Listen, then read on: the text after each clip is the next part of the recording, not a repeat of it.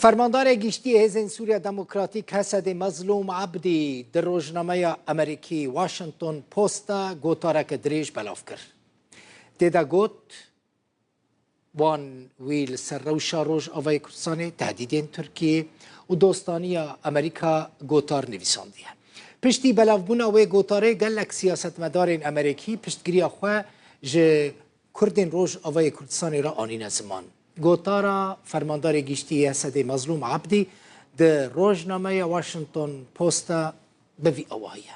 دیده دبیجه ترکیه لحسکه جهکی که 100 متریا نزدیکی بارگاه که امریکی بو بمبا باران کرد. لور پلانا جناف برنا داعش دهات دانین. مظلوم عبدی دبیجه ترکیه دخواست لوی داره دوی ارشده وی بکشه. ده سال 2014 دا جهان وار من گود کوبانی و گل من کردین سوریه بشکاندنا داعش ناس کرد. هف پیمانی ما لکوبانی بشکاندنا داعش دست بکر. لی ایرو دیسا کوبانی دبن تهدیدا ترکیه دایا. مظلوم عبدی ده گوتارا خدا دبیجه. ترکیه ای سال گلک هف پیمان امریکا ده نوا حسد و ریوبریا خسر ده کشتن. اپراسیون ترکیه به 100,000 کس کوچبر کرن و شر الدجی داعش لاواز کرد و ترکیه بو صدما نه آرامیا لنافچه. ده گوتارا خدا ده بیجه ام تقینا تروریستی لی استانبول شرمزار دکن من نکریه گوت و ام دخوازا لی کولینه که دکن و ده بیجه او آمدن دوی لی کولینه ده ببن آلی کار.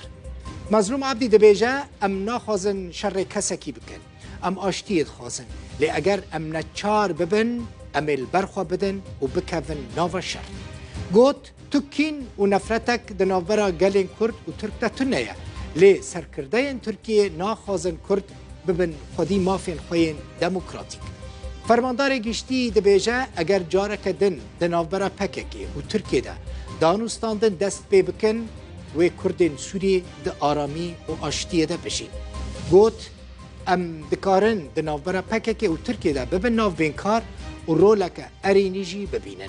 فرماندار گشتی حسد مظلوم عبدی ده گوتارا خویا دریج ده که دو واشنطن پوست بلا بویه ده بیجه او داخواز جواکا ناف دولتی دکن که ری ندن ترکیه جارک دن ایرشی کردین روش آوای کردستان دکن. لعالی دن سروک کمیته کاروبار در و یا انجمن نونرین امریکا جه سروک ترکیه رجب طیب اردوغان دخوازه که ایریشی روش آوای کردستان و حسده نکه و نبه صدما لوازبون شر الدجی داشه.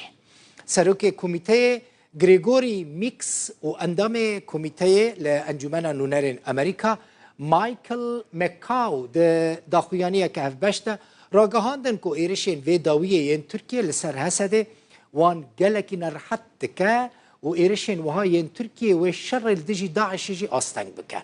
هر دو اندامین انجمن نونرین امریکا جه اردوغان خواستن که زرار نگهینه هف پیمان وان لسوری و تهدید لسر جیانا خلق سویل چه نکه. فشار ناف دولتی لسر ترکیه زیده دبن داکو ایریشی روش آوای کردستانه نکه.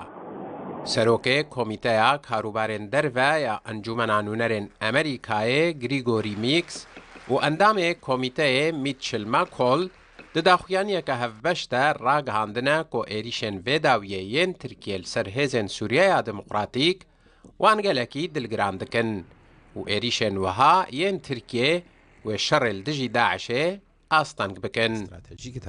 لی هن لی کولر و سیاست مدارین کرد و هاد بینن که اف هلوست سستن و نابن ریگر لپیش ایریشا ترکیه.